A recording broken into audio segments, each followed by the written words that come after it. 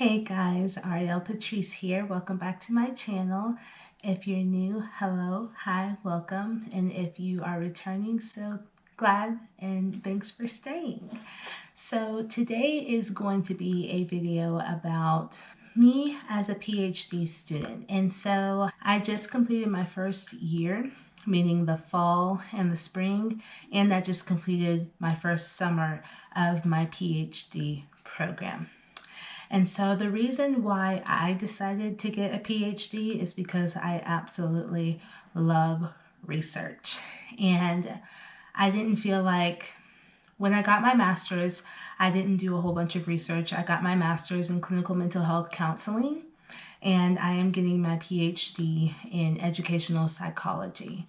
And so a little bit of brief background, I worked a lot with adults and mental illness at a hospital where I live, and I absolutely fell in love with that, and I wanted to do more and be a positive impact in people's lives. And so that being at that place really brought out me wanting to become a therapist.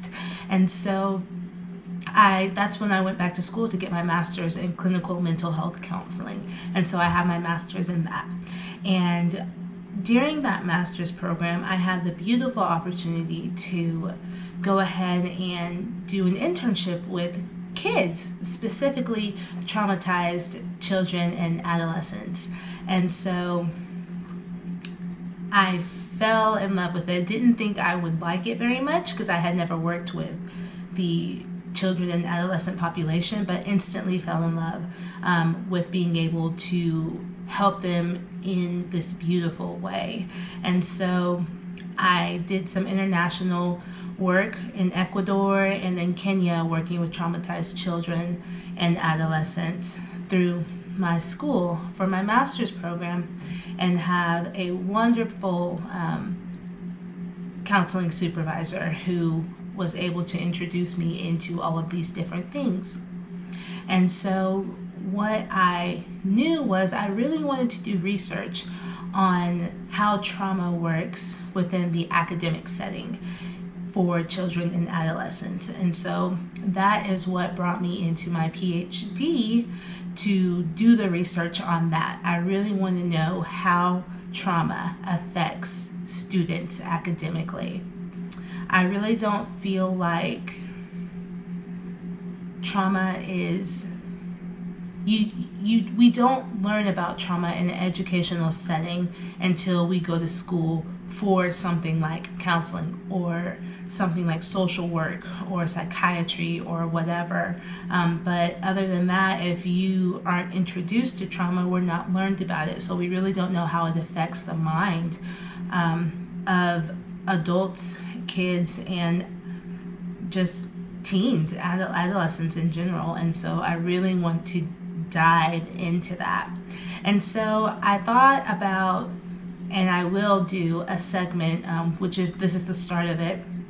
I'll do a segment on me as a PhD student, so my journey as a PhD student. And so this first year, I just went ahead and finished it completely. I hope to finish all of my coursework by the spring of 2020, and then I should get into internship, and then I'll get into dissertation. So roughly about anywhere from 3.5 to 5 years really is what it would take, and I'm down with my first year. So just stay on this journey with me, and I'll show y'all. I'll answer questions about what a PhD student does, how it is, how difficult it is, some of the challenges I've gone through, some of the really beneficial things I've gone through.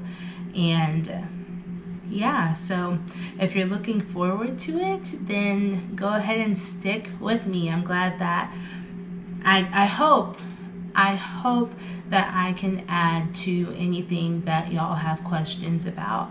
I hope that I can help with if it's worth going into a PhD, or how you get into a PhD, answer questions later about how you pay for school, whether it be loans, out of pocket, grants, scholarships, and what the difference is, and why I decided to get a PhD in further detail. I know I gave a brief thing right now, but if there was something that I could do in further detail, or y'all wanted to know anything, then just let me know.